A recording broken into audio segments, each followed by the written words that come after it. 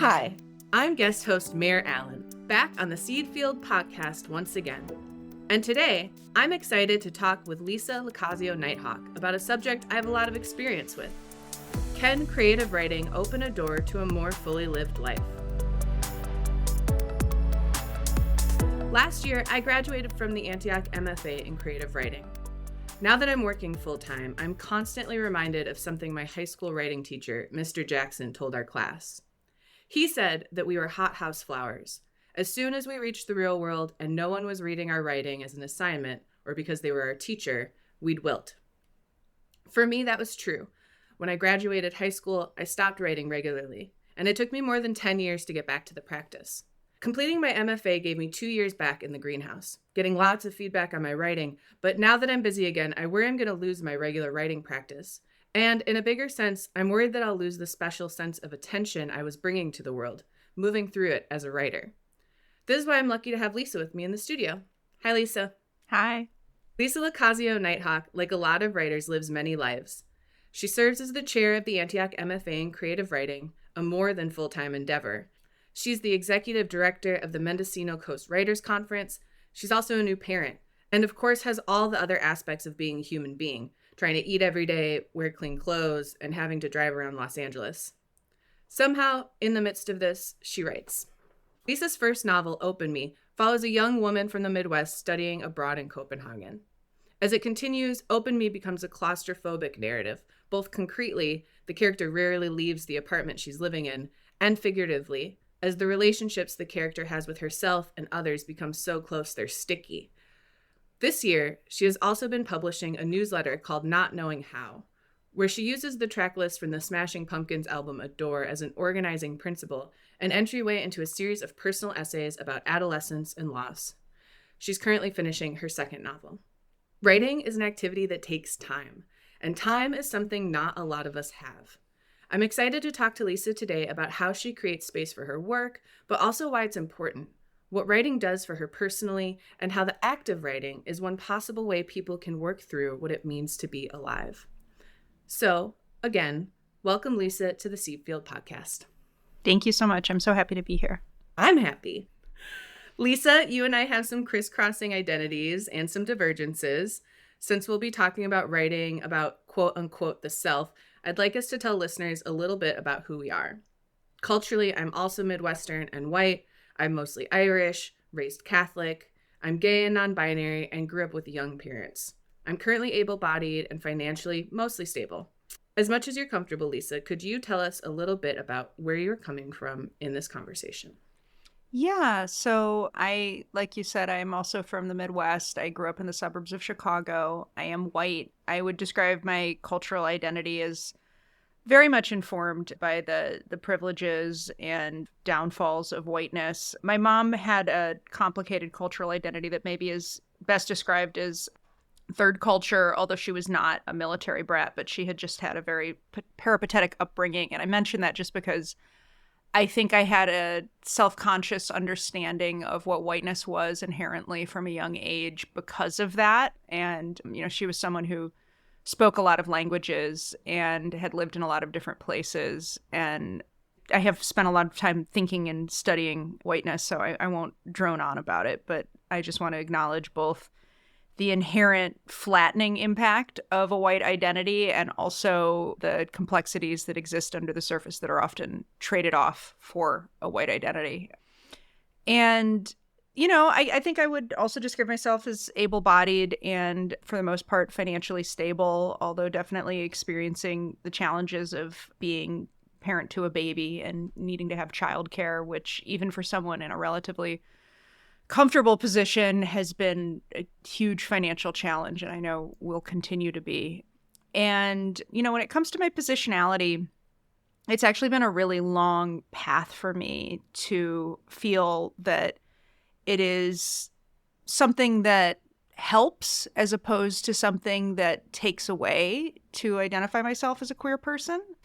I grew up with a very strong sense of my own queerness from a really early age, but it was a queerness that was not really visible in me and did not make my life more complicated in any ways. And when I was in college in the early 2000s, I definitely internalized a lot of messages I received that really gatekept queerness. And I remember a moment where I had a very sort of sweet and maybe not like deeply informed desire to join like a queer straight alliance at my college. And a friend told me, I think we have enough allies. And I really carried that in my body for a long time, just not feeling like I was going to do as much good being out there as a queer person as I would as someone who was supportive of the project of queer liberation. And it is really teaching and other experiences I've had through the world of writing that have allowed me to think about and talk about my identity in a different way. And 2 years ago, I had a kind of dramatic series of epiphanies and experiences, and I wasn't really sure how to categorize a lot of it, whether it was about my sexuality or my gender identity. But I think I'm good with saying that I'm a queer person, and I'm in a partnership with another cis queer person, and we're very happy.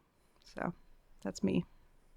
I love that. I also had that experience in the early 2000s where someone told me that I couldn't be politically queer.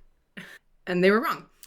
And I think that it held me back from working through a lot of stuff. But also,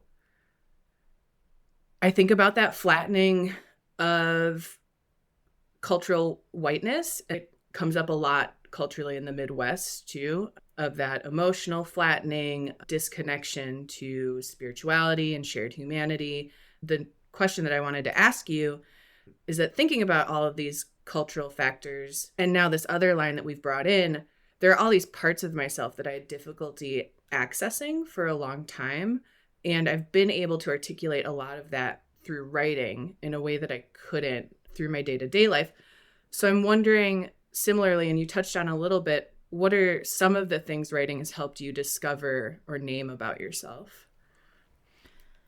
This is a really good question and a challenging one for me, I think, because I am lucky and maybe different than a lot of writers in that I embraced and was embraced by a writerly identity when I was really young. So something I encounter a lot in the writers that I meet is stories of being discouraged from being writers by their families or feeling that they were not entitled to a writerly identity. And in my case, I was very encouraged by my family and by my community in thinking about myself as a writer, starting when I was, before I was 10 years old. And I think what that meant to me, because I mean, what does that really mean, was that this was a modality of processing experience that was available to me, and that the insights that I wanted to register in writing were important, that they were meaningful. And that's a degree of confidence and sort of selfhood that I think is not available to everyone, and is I mean, I think it's probably a minority of people who experience that, especially from a young age. And I've often thought about that. I mean, in the wake of new parenthood, a lot of people report a feeling of not knowing who they are, feeling displaced in their identity. And I have plenty of problems, but I just have to say that is not one that I've really had. And I think writing is a part of that.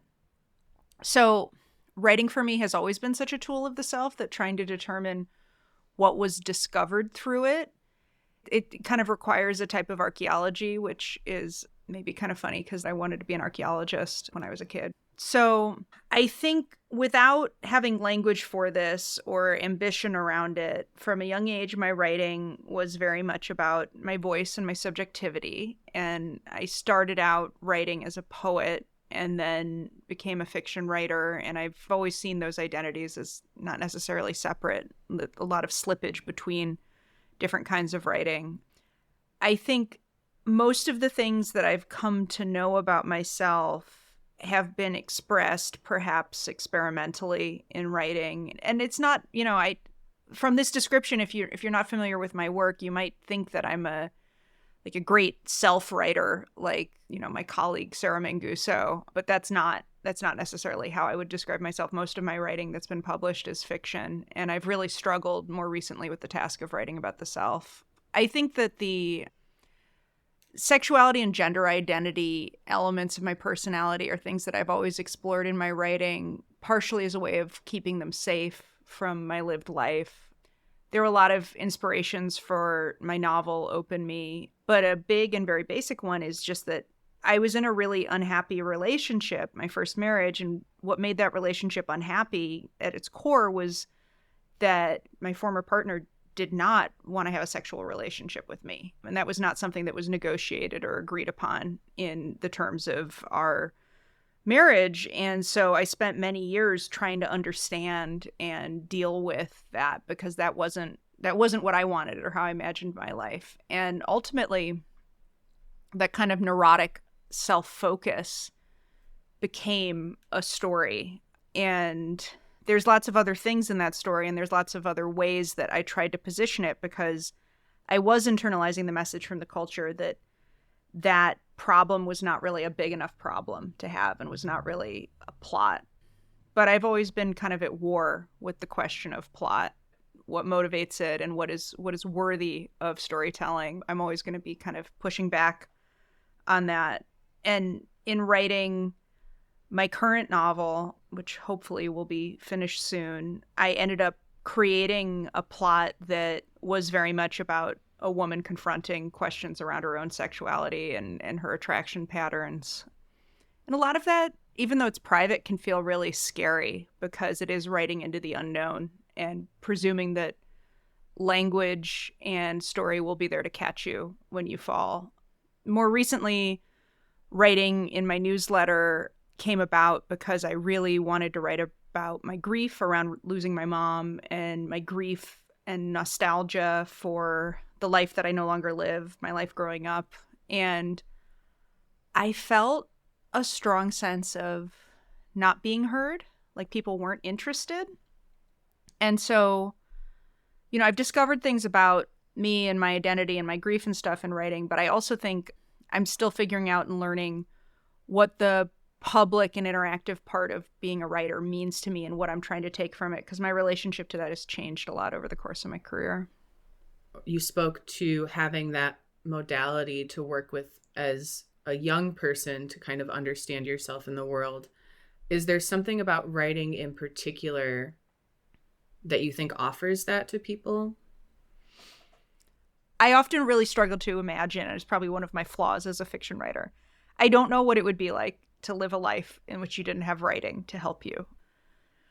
And I guess I can more broadly constellate that as art, but I'm someone who struggles just to write. Like, some people are really good daily writers or have really like good routines. I don't. I have had to become more regimented because of having a baby and a childcare situation. And so in some ways that I think that has made me more of a regular writer, because it's taken away the idea that I will just spontaneously write, like it'll just happen. But prior to the sort of Thunderdome of these are the hours in which you have childcare, I was never very good at being like, I'm going to write on, Wednesdays. Wednesdays are the day that I write now. I remember learning about the late poet Lucy Brock-Broido, whose work I really loved, that she said that she only wrote like 3 weeks a year. When I was younger, I didn't understand that. And the older I get, I'm like, yeah, that would not work for me now, but that sounds cool. So I mentioned the act of writing itself because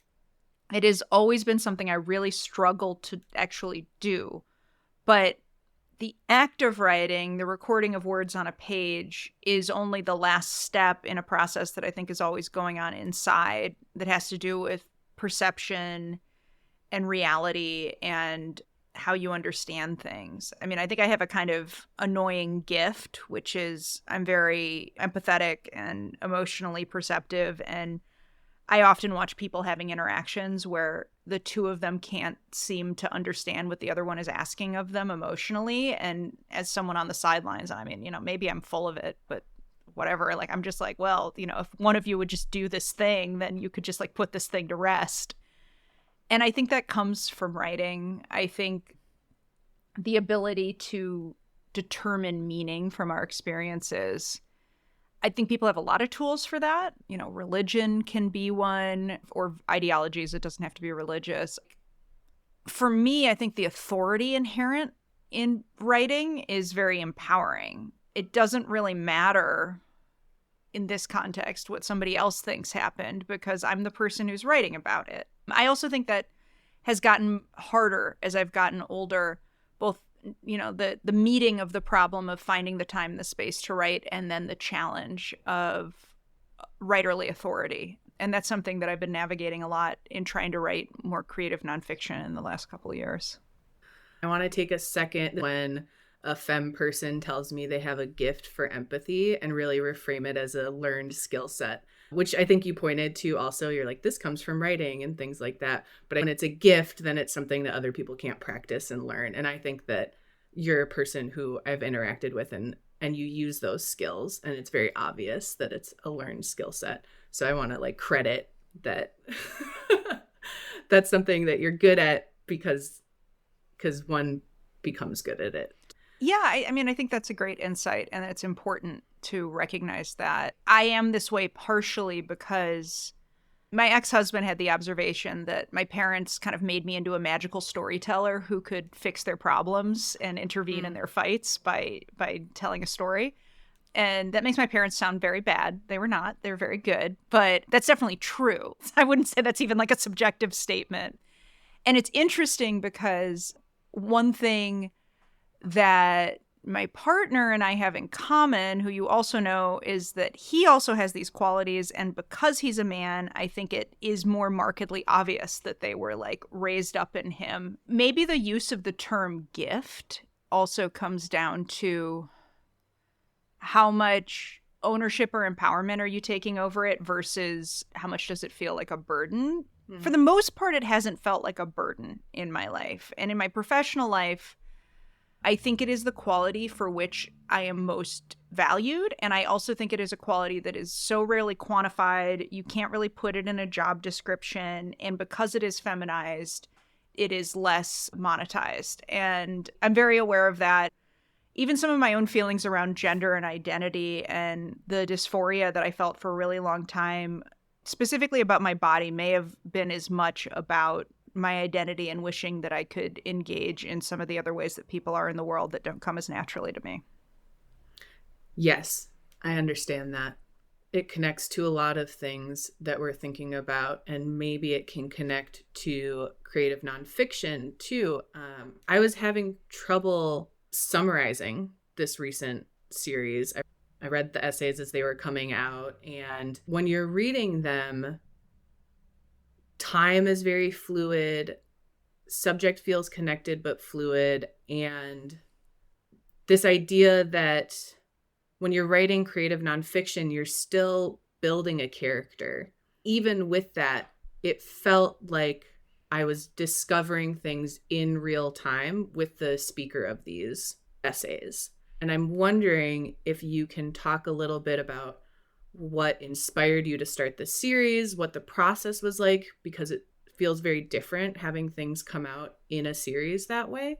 Yeah, because my training is as a fiction writer, I think I have spent much less time thinking and learning about the idea that in creative nonfiction, you have to create a character for yourself. I'm sure that happens. Like, I think that is inherently part of writing, but it's just kind of interesting because I can say with total honesty that I have devoted almost no conscious thought to that in writing those essays, although I also agree that I've been doing that. So that's just sort of like an interesting, weird writing problem. And I just wonder if someone who has an MFA in CNF, who's doing most of their work in that area, although at this point, obviously, I've consumed a lot of teaching on that, I just wonder if it's different for them. So my beloved mom passed away from cancer in February 2020, right before the start of the COVID pandemic in the United States. And her death was both quick and scary and surprising, and also somehow like long and drawn out and grueling. It had to do with basically like a missed cancer recurrence that, we thought she'd been in remission from breast cancer for 2 years following all kinds of other drama, mastectomy, chemotherapy. And then it turned out that the cancer had never actually gone away and had just mutated in her system. And by the time they detected it again, she had lost all of her mobility and was within like 3 months of dying. And I would think most people would describe the experience of their parents' death as extremely difficult and traumatic. in my case, I was just so close to my mom, and I had also always had like a fear of her dying. That was like sort of my elemental primal fear. So it was extremely profound. And in the wake of it, I kind of only wanted to write about it. I mean, I had already been working on my novel, but like I didn't really feel drawn into it. And within 6 months of her dying, I wrote these 2 essays, and I felt really strongly about them. And one was about my mom's death, and also about all the Chicago-style deep dish pizza we ate while she was dying, which had always been like a celebratory food for my family and suddenly became like extremely affiliated with sitting in a hospital room at Northwestern. And then the other one was about this relationship I had with this other writer, where this person who became my friend, and it was at a time when I was really like sad and miserable. And I remember feeling this kind of like inappropriate level of gratitude for this friendship. And then like, of course it got like weird and charged and like, romantic/sexual.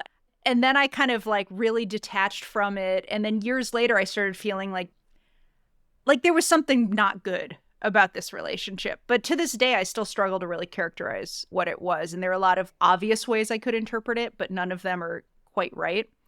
So I wrote an essay about that and, the pizza mom dying essay. And up to that point in my writing career, everything I'd ever written, for the most part, with some exceptions, like my first book, which is not published. But most things, especially shorter things, I would write it, and then I would send it to some literary magazines, and then eventually someone would publish it, and then I would have like a cycle of completion with it. And then, maybe that would be part of a book, or I would do something else, but that was what I was used to doing. And just nobody would publish these essays. And I've thought about this a lot because this is now 3 years ago and seems to have had an outsized impact on my life and my writing practice. And in some ways it feels really silly. And I think there's things that you could say about like why this happened. Number one is like maybe they just weren't that good. But also like I think I had become a lot less wide reaching in my like seeking publication.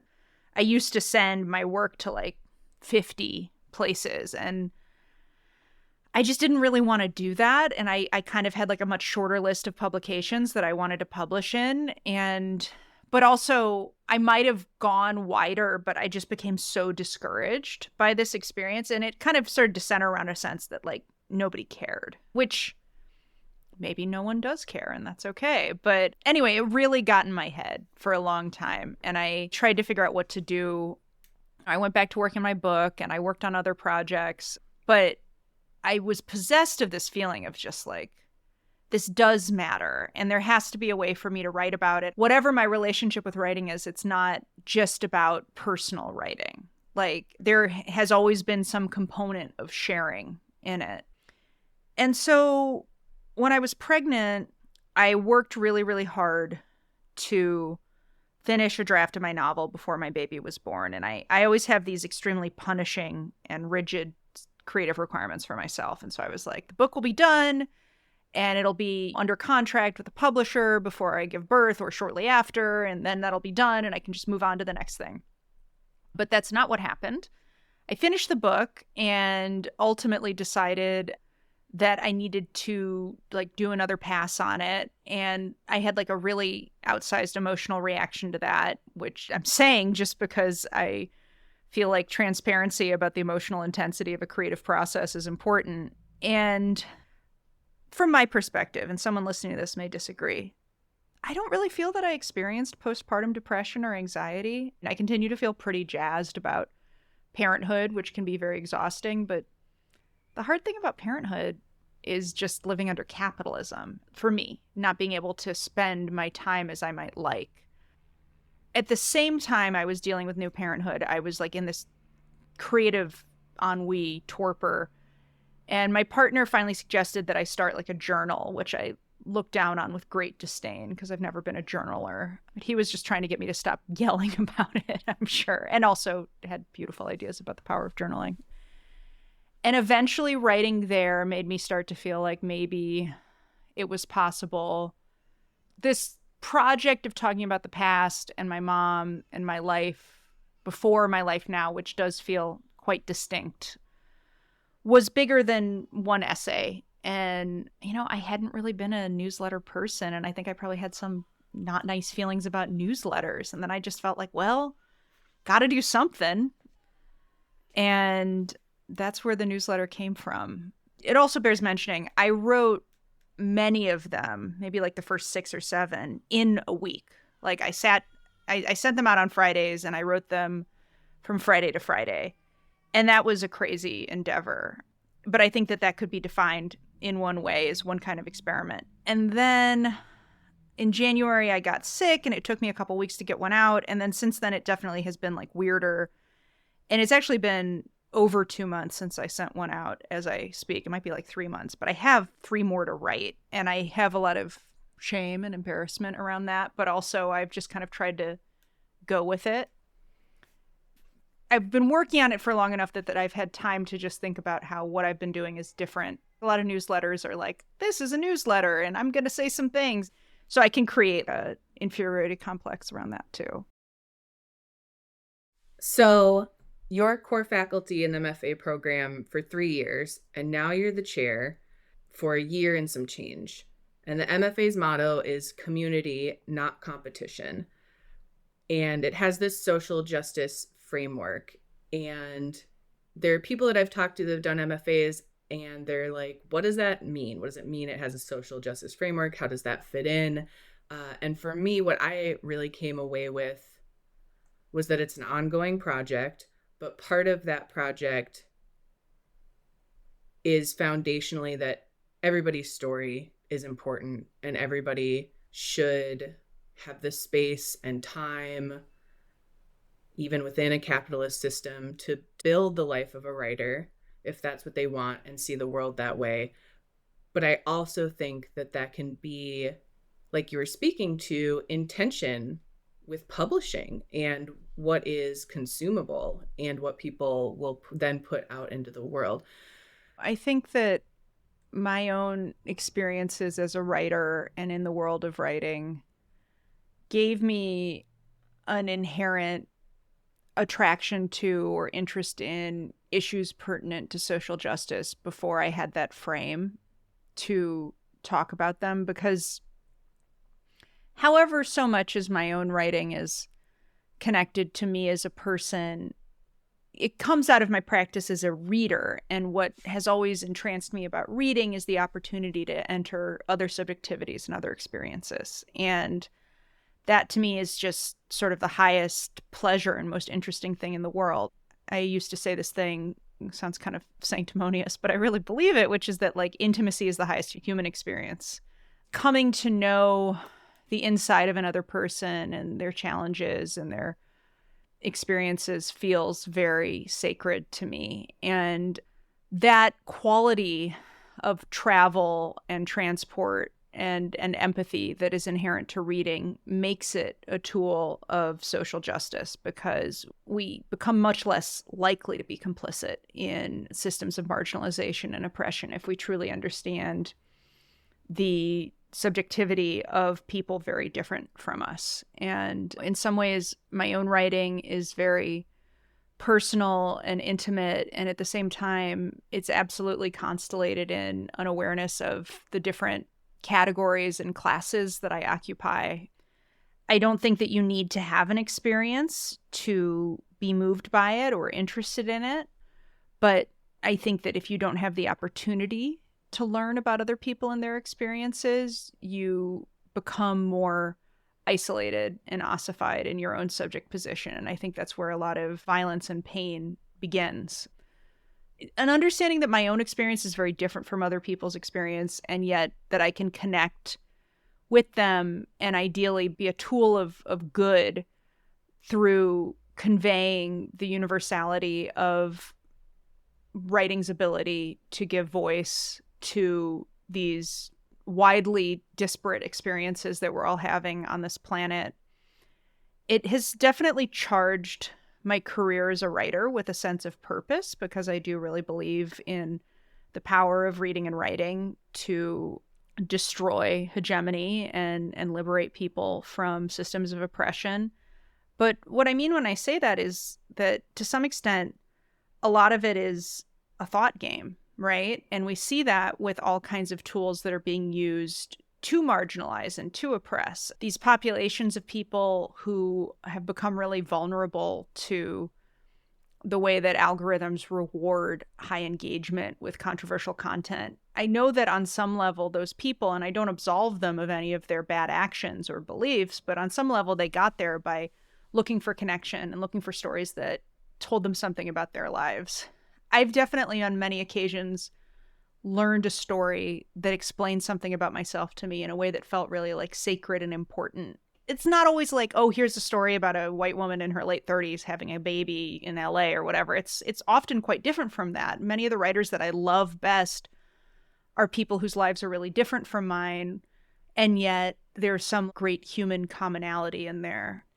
I remember reading Andrei Platonov's novella Soul, which is a really wild and sort of Soviet psychedelic misery story that I endorse. And I was reading it in a class taught by Francine Prose at NYU. And there's a moment where the characters go out into the evening to have a sigh. And she was just like, I read that and I thought, that's me. I'm like that. And you can engage in time travel. You can engage in repair through reading and through just writing honestly about your experiences and your story. I think writing is terribly bodied. It pulls us into our bodies, even though sometimes when I've been at my computer for 8 hours, I do really feel like a jellyfish on stilts, which my mom used to say is what humans are. But it forces us to contend with the experiences that our bodies have. And it also gives us tools for understanding ourselves outside of our personal context. For me, being in charge of a program with a social justice mandate means being the administrator who makes room for and creates space and encourages the expression of these really different subjective experiences through education in writing that hopefully empowers us in that direction. And it's my hope that whether it's my writing or my teaching or my administrative work, that I'm making the world a place that is more hospitable and more curious and more interested in each other and less walled off and separate. Being the parent of a little baby makes me think about how vulnerable all humans are, and we continue to be vulnerable to failures of understanding even after we're bigger and stronger. And it's in writing and in other places, in the arts, in education, that I think we have the opportunity to become vulnerable to each other, and in that way really explore the possibilities of a world beyond the categories that oppress and contain us. Going back to how impactful writing can be in real time on the body, in opposition to the idea that the brain and the body are disconnected, really as a site where the brain and the body often come together. I cry a lot when I'm writing in a way that I don't cry usually, but as soon as I'm on the page, there's a connection that's made, and it's challenging when we are contending with survival to make space for that. Do you have similar experiences in the body when you're writing? And then how you create space and time and care for yourself and focus on having room for the creative process in your life? Yeah, I definitely do. A lot of my writing feels kind of antisocial, by which I mean, like, I feel like my writerly self is someone who does kind of need to be squirreled away in a hole. I'm doing all kinds of beastly things. There's an interview that Lydia Kiesling did with Nicole Chung where she talks about how she's the parent of 2 young children and how she like came up with this thing where she like goes to a super cheap Airbnb in a place where nobody wants to go and just like lives on fried chicken for a weekend, and that's how she does writing. And I felt like such both recognition and also jealousy because my current place that I get to write is the Jung Institute of Los Angeles. There's a very sort of magical thing that happened in my life, which is that I wanted to receive Jungian analysis and had never been able to afford it. And then my friend who's a painter, Axel Wilhite, told me that it was possible to apply to be a patient of the clinic at the Jung Institute, which means that you're being analyzed by a trainee and you can receive the therapy at a reduced rate. So I've been doing that for a little while. And I was talking to my therapist about my struggles finding a place to work. And she said, well, you could work here. And it was already kind of magical to be doing therapy in person after a very long time, including long pre-pandemic not. But there's just this tiny little wonderful library and bookstore, which is open to the public all day, every day. And so one day a week, I go to therapy and then I sit in this room. And there's things about it that are unpleasant. It is actually hard on your body to sit for that long. And I just finished this massive revision of my second novel. And there is a kind of like boredom that sets in. There's a sense of lowered horizons almost, where you're just like, oh, gotta just get through this thing. And I have declared to my partner many times in this writing process, I'll probably never write again, or I don't really know if I'm a writer in this process. And that seems a little crazy, like even 5 minutes later when I calm down, but it feels very real. And I think a lot of it has to do with the energy that is creative is being moved through the body. I've also, I've written about things that upset me very much. I've written without looking at the screen. I've written feeling pain and hyperventilating. And I also, if I can say something absolutely like megalomaniacal, I believe that the humor in my writing is under-remarked upon. So I've written lots of things that I think are very funny. I always just want to go towards the thing that's making me feel, even if the feeling is bad. I feel like the worst thing in life for me is not feeling anything. And that is really how I would describe in some ways depression. And it can lead to this kind of panicky boredom. But I don't really think that boredom is real. I think that we are full of curiosity and joy, and that we become separated from those things by the forces that we live with and under. So my writing is far from ecstatic. I'm sitting down and just joyously leaping out of my seat thinking about the tree I'm describing or whatever. But it does feel like the really good thing that I can do, that only I can do in the way that I can do it, and that it is the thing that makes all other things possible. So you developed this sense of being a writer very early on in life. You have learners and writers that come into the MFA program that probably have these similar moments that you're speaking to of, am I even a writer? So what would you say to someone who wanted to be a writer but was dealing with that imposter feeling? So I think it's really, really important to recognize that people feel or do not feel entitled to tell their stories or to tell a story. Like, it doesn't have to be your story, for reasons that are really complex, and that also writing is very, very hard to do in line with everything else in a human life. I often just reflect on the fact that the reason that I am in the position that I'm in and run the programs that I run is because I'm a writer, and yet having those jobs makes writing much harder. But at the same time, they're not just, meaningful and important to me. They're also literally how I sustain myself. I used to joke kind of about like wishing I was like a dentist or something, because there are writers who are dentists, or, I'm just thinking about fields that are really not that close to writing. Wallace Stevens was an insurance salesman. But that's not my life. My life is one where my work is writing, and my work is also helping other writers write. And that can just feel super intense. And yet I am in a more privileged position than pretty much anyone else who comes into the program, just in terms of feeling seated in their writerly identity. So I think a big thing for me is acknowledging all the parts of life that are not like literally and physically writing itself, that are broadly writing.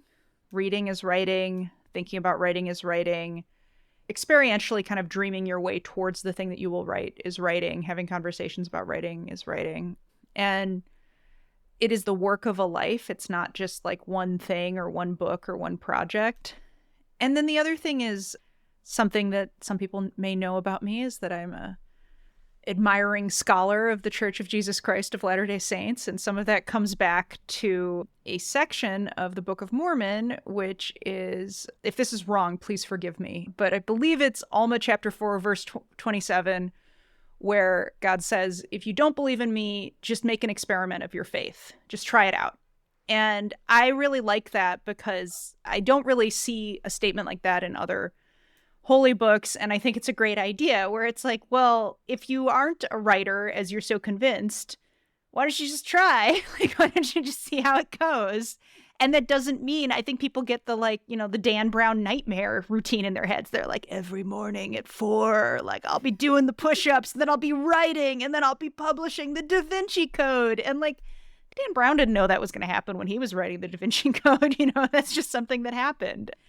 I have to tell myself this all the time, and I don't believe it a lot of the time. But the only thing you control is, like, the next thing you do. And you can't say if your writing is ever going to become a bestseller or if it's ever going to be adapted into a movie, or these things that maybe when you're approaching writing from far away seem like something that you might aim for or dream of. But you can guarantee that your writing exists, which, like, is something that I struggle with all the time, like actually making my writing exist, and that it touches other people. And there's a million ways for it to touch other people. And to me, that's all it takes to be a writer. And then there's a lot of other things you can do, but you don't have to do any of those things. You don't even have to get an MFA, but you definitely could. And I think what an MFA is an opportunity to take that experiment seriously, take yourself seriously, and believe in this project, which may well lead to more professionalization as a writer, but also will lead to so many other things that you can't really anticipate. And that sense of possibility, that sense of openness, that sense of vastness is, to me, the opposite of, and also the best weapon against oppression. Cool. Wrap it up. Put a bow on it. Good night. Well, I feel like I get to take that answer home and put it in my pocket, in my heart, and hold on to it. So I appreciate that. And I appreciate you being here. Thank you so much. Oh, thank you so much for having me. It's been my pleasure. The Antioch MFA in Creative Writing that Mair graduated from and that Lisa chairs is offered in a low residency format with 10-day residencies in Los Angeles every June and December. We will link to more information in our show notes.